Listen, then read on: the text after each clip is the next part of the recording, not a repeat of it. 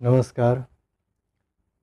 Cosmic energy क्या होता है, हीलिंग क्या होता है, एनर्जी हीलिंग क्या होता है, रेकी क्या होता है, कॉस्मिक एनर्जी को रेकी क्यों कहते हैं, रेकी सीखने के लिए हमें क्या करना चाहिए, इन सभी के विषय में हम लोग पहले बात कर चुके हैं। अगर आप इन सभी चीज़ों को जानना चाहते हैं तो आप मेरे पहले के वीडियोस को देखें, लिंक डिस्क्रिप्शन में दिया हुआ है। आज हम लोग रेकी को कुछ प्रश्नों के माध्यम से समझने की कोशिश करेंगे और मैं समझता हूँ कि इन प्रश्नों को हर उस व्यक्ति को जानना चाहिए जो एनर्जी हीलिंग सिस्टम में इंटरेस्ट रखता है, जो रेकी चैनल है या जो किसी से रेकी हीलिंग ले रहा है। सबसे पहला प्रश्न ये आता है कि क्या रेकी एक जापानी धर्म है। इस प्रश्न का उत्तर देने के पहले मैं आपसे एक प्रश्न करता हूँ। हम लोग योगा, मेडिटेशन, प्राणायाम करते हैं तो क्या ये धर्म है? बिल्कुल नहीं। ये एनर्जी हीलिंग का एक सिस्टम है।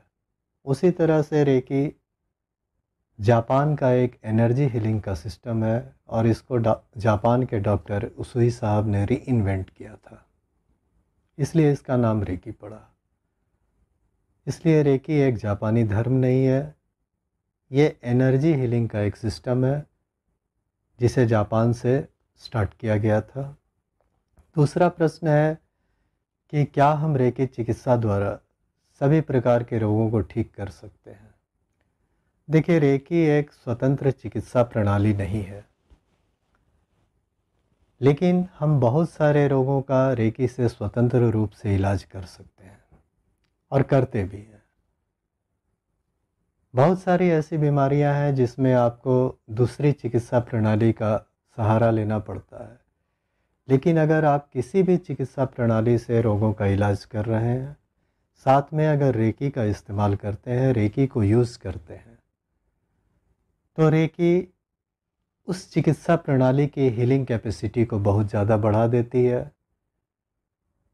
और अगर उस चिकित्सा प्रणाली का कुछ दुष्प्रभाव है तो उस दुष्प्रभाव को ख़त्म करती है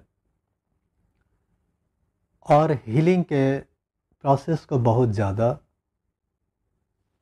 फास्ट कर देती है, जिससे कि आप बहुत जल्द स्वस्थ होते हैं।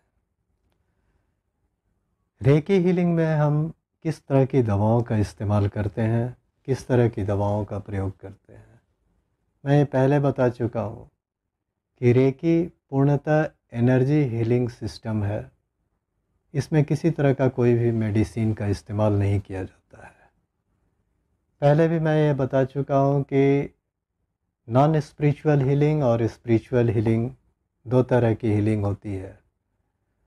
तो नॉन स्पिरिचुअल हीलिंग में हम लोग भौतिक जगत के चीज़ों का, संसाधनों का इस्तेमाल करते हैं, जिसमें बहुत तरह के मेडिसिन्स होते हैं। लेकिन स्पिरिचुअल हीलिंग में हम लोग पूर्ण रूप से एनर्जी का इस्तेमाल करते हैं, जिस एनर्जी को कॉस्मिक एनर्जी कहते हैं। इसलिए रेकी की चिकित्सा प्रणाली में हम लोग किसी भी तरह के दवा का प्रयोग नहीं करते हैं।